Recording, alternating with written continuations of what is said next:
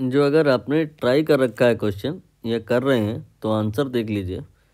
इसका आंसर आएगा decreases by that factor. क्या है प्रश्न में कि दो तो चार्ज हैं, ये तो फिक्स है, 4q एंड -q, और ओरिजिन से इनकी जो डिस्टेंसेस हैं d/2 एंड d/2। नाउ एक तीसरा चार्ज है, वो फिक्स नहीं है, वो मोशन में है, q है, और उसको यहाँ से शुरुआत में लिए और उठा के यहाँ रख दिया। ये जो डिस्टेंस है x = d है, मतलब यहाँ से यहाँ तक d/2 है, यहाँ से यहाँ तक d है, तो ये जो है ना ये d/2 ही हुआ। कुल मिला करके आप पॉइंट अगर लेबल करें A B C D, तो ये आपका d/2, और फिर B C वो भी d/2, फिर C D ये भी d/2, तो टोटल आपका यहाँ पे d/2 d/2 d/2 का 3 पार्ट हो गया। आपको बताना यह है कि जब आप इसको यहाँ से यहाँ ले जाओगे तो ये जो एनर्जी है इलेक्ट्रोस्टैटिक पोटेंशियल एनर्जी इंक्रीज करेगी या डिक्रीज करेगी, और जो भी करेगी कितना करेगी। तो पहले देख लिया ना होता है कि भाई ये जो चार्ज है पॉजिटिव है या नेगेटिव। अगर पॉजिटिव है, अगर Q पॉजिटिव है, तो आप कहोगे कि V जो होगा ना उसका कहानी Q से मैच करेगा, सॉरी U जो होगा ना पोटेंशियल एनर्जी उसका कहानी V से मैच करेगा। मतलब अगर पोटेंशियल इंक्रीज हुआ होगा तो पोटेंशियल एनर्जी भी इंक्रीज होगी, पोटेंशियल डिक्रीज होगा तो पोटेंशियल एनर्जी भी डिक्रीज होगी।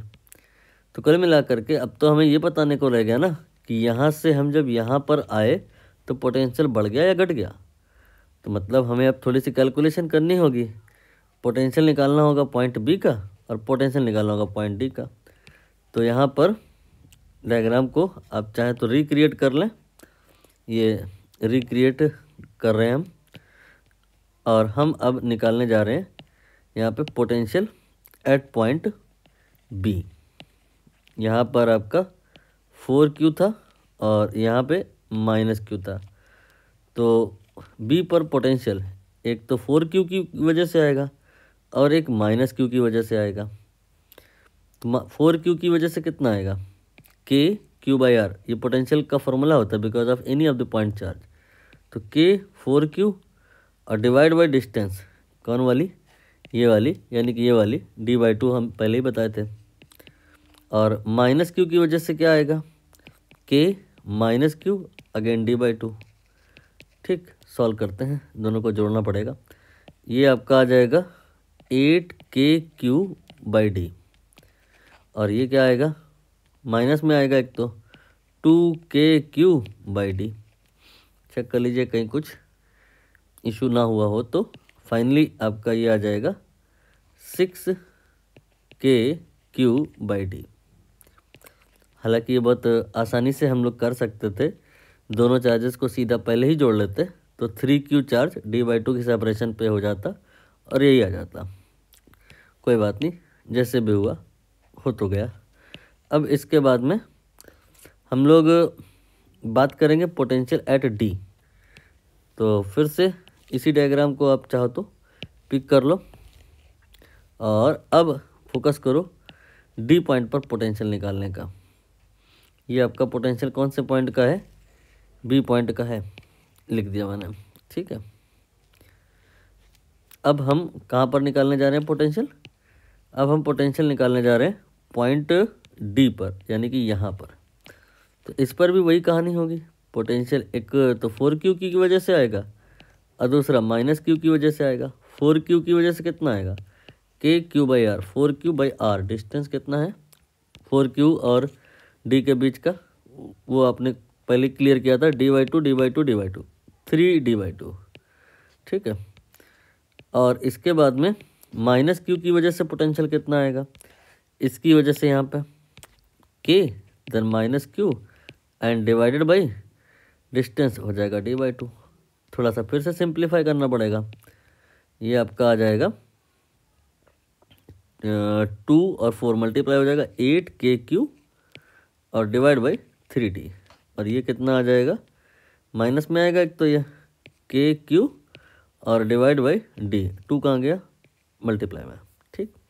अब हम इन दोनों को जोड़ेंगे, तब जाके टोटल पोटेंशियल आएगा। ये आपका कितना हो जाएगा, जुड़ नहीं रहा ना सही से, 3 से मल्टीप्लाई कर दो, ये आपका 3 हो गया, ये 6 हो गया। अब 8KQ है और -6KQ है, तो ये 2KQ/3D हो गया। ये आ गया after all potential of the point P। इसे आप एक काम करो, यहाँ से कॉपी कर लो और D के नीचे कहीं लिख दो यहाँ पे, ठीक है। छोटा छोटा हो गया ना, कोई बात नहीं, अभी बड़ा करके दिखाएंगे। अब हमें कंपेयर करना होगा कि ये जो पोटेंशियल है ना, ये बढ़ गया है या कम हो गया है। इधर जो फैक्टर है ये 2/3 का है और इधर ये फैक्टर 6 का है। अरे तो ये कम नहीं, बहुत ही कम हो गया है, क्योंकि 2/3 तो 1 से कम आएगा, तो यहाँ 1 भी नहीं है और यहाँ 6 है, तो हैविली पोटेंशियल डिक्रीज़ हुआ है, सो पोटेंशियल एनर्जी भी डिक्रीज़ करेगी। कितना, पहले पोटेंशियल में देख लो कितना डिक्रीज़ हुआ है, डेल्टा V। मैग्नीट्यूड वाइज अब बात करेंगे, क्योंकि हम पहले ही कंक्लूड कर दिए हैं कि डिक्रीज़ होगा, तो इसके लिए हम बड़े में से छोटा घटा लेंगे। तो 6KQ/D में से 2KQ/D माइनस कर लेंगे 3D। माइनस होने में दिक्कत हो रहा है तो आप इसमें 3 से गुणा कर लो, ये 18 हो गया, ठीक है। 6 × 3, हाँ सही है। 18 - 2 ये 16 हो जाएगा, KQ हो जाएगा बाई 3D हो जाएगा। ये आपका पोटेंशियल में जो लॉस हुआ है वो निकल आया, और मल्टीप्लाइड बाई हम इसमें अगर Q कर दें जिस चार्ज को आप मूव कराए हो, तो वो जो पोटेंशियल एनर्जी में कमी हुई है वो भी आ जाएगा। अब यहाँ पर K का वैल्यू रखेंगे तो समझ में आएगा कौन सा ऑप्शन मैच करेगा। 16/3 K के स्थान पे 1/4πε0 और Q² then divide by D। Check करो, 16/3, ठीक है। K की जगह ये वाला, Q ये स्क्वायर हो गया और ये वाला D हो गया, ठीक। अब यहाँ पे ये जो 4 है, ये जो 16 है, कैंसिल कर दो, तो एक 4 रह जाएगा और ये 3πε0 मल्टीप्लाई में हो गया, और फिर ये Q² हो जाएगा और ये D हो जाएगा। तो यहाँ पर दिस अमाउंट से पोटेंशियल एनर्जी डिक्रीज़ करेगी। डिक्रीज़ मैंने पहले ही बता दिया था, तो ऐसा ही एक ऑप्शन और भी शायद होगा, नहीं है, तो D ऑप्शन ओनली यहाँ पर दूर से दिख गया कि करेक्ट होगा।